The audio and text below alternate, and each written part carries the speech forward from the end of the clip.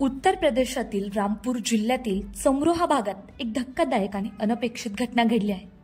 येथे एका वयोवृद्ध व्यक्तीने आपल्या मुलाच्या होणाऱ्या बायकोवरच प्रेम जडवलं आणि तिला पळून नेण्याचा पराक्रम गाजवला आहे। प्राप्त माहितीनुसार चमरोहा भागात राहणाऱ्या शिवनाथ यांनी आपल्या मुलाचं लग्न सेंदनगर भागातील पूजाशी ठरवलं होतं। या लग्नाची बोलणी 2 वर्षापूर्वीच झाली होती। मात्र लग्न ठरल्यानंतर शिवनाथ सतत पूजाच्या घरी जाऊ लागले।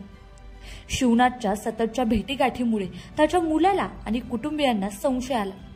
त्यांनी अनेक वेळा वडिलाला समजवण्याचा प्रयत्न केला, पण त्याच्यावर त्याचा काहीही परिणाम झाला नाही।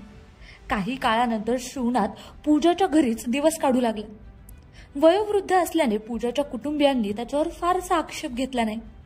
मात्र गोष्टीला वेगळंच वळण मिळालं जेव्हा शिवनाथने पूजासोबत पळून जाण्याचा धक्कादायक निर्णय घेतला। 1 महिन्यापूर्वी या परिस्थितीला आळा घालण्यासाठी शिवनाथच्या मुलाने त्याला जबरदस्ती घरी आणलं आणि त्याला कोंडून ठेवलं। शिवनाथवर नजर ठेवण्यासाठी त्याने आईला त्याचा पहारेकरी बनवलं, पण तरीही काही दिवसांनी संधी साधून शिवनाथ घरातून पलायन करून पळून गेले आणि त्यांनी पूजाला घेऊन गाव सोडलं।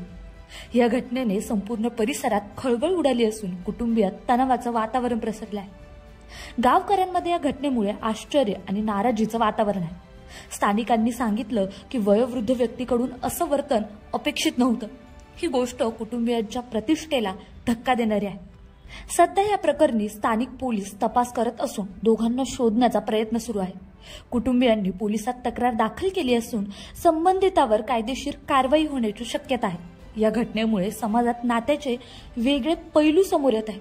वय, जबाबदाऱ्या आणि सामाजिक बंधन यावर प्रश्नचिन्ह निर्माण करणाऱ्या घटनेने संपूर्ण परिसराला हादरवलं आहे।